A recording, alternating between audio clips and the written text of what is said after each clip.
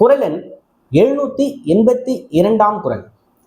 நிறை நீர நீரவர் கேண்மை பிறைமதி பின்னீர பேதையார் நட்பு. இந்த குறள்ல வள்ளுவர் நாம் யாரை நண்பனாக கொள்ள வேண்டும் என்பதை விளக்குகிறார்.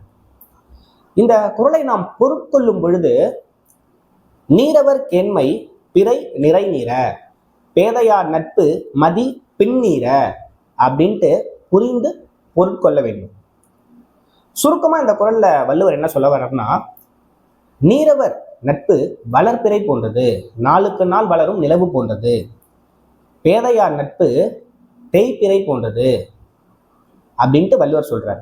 இப்போ இங்க நீரவர் அப்படின்னா யாரு, பேதையார் அப்படின்னா யாரு அப்படின்றத நம்ம முழுமையா புரிஞ்சுக்கிறோம்னா குறள் நமக்கு விளங்கிடும். இப்போ முதல்ல நீரவர் அப்படின்னா என்னன்னு பார்ப்போம். நீர்மை அப்படின்னா தன்மை அப்படின்னு பொருள். நீரவர் அப்படின்னா தன்மையுடையவர் அல்லது இனிய இயல்புடையவர் அப்படின்ட்டு பொருள் கொள்ளலாம். இன்னொரு புறம் அறிவுடையவர் அப்படின்னு சொல்லலாம்.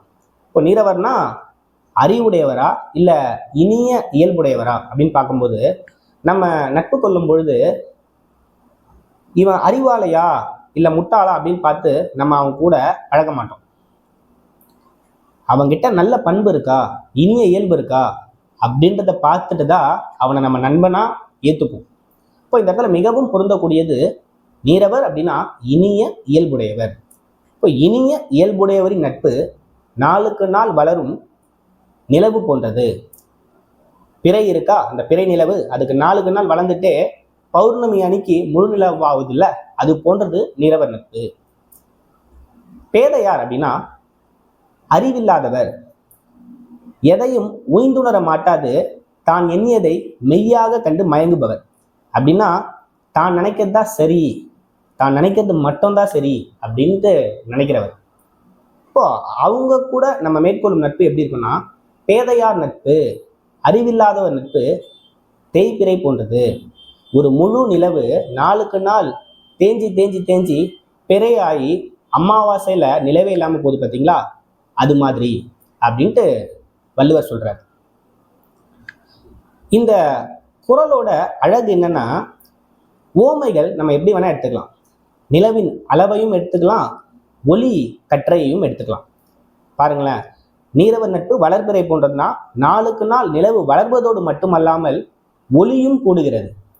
நிலவில் இருந்து வெளிவரும் ஒளியும் நாளுக்கு நாள் அதிகரிக்கும். அது போன்றது இனிய இயல்புடையவரான நீரவர் நட்பு. பேதையார் நட்பு தேய்பிறை போன்றது. முழு மதியா இருக்கும்போது ஸ்டார்டிங்ல தொடக்கத்துல அப்படியே பிரகாசமா இருக்கும்.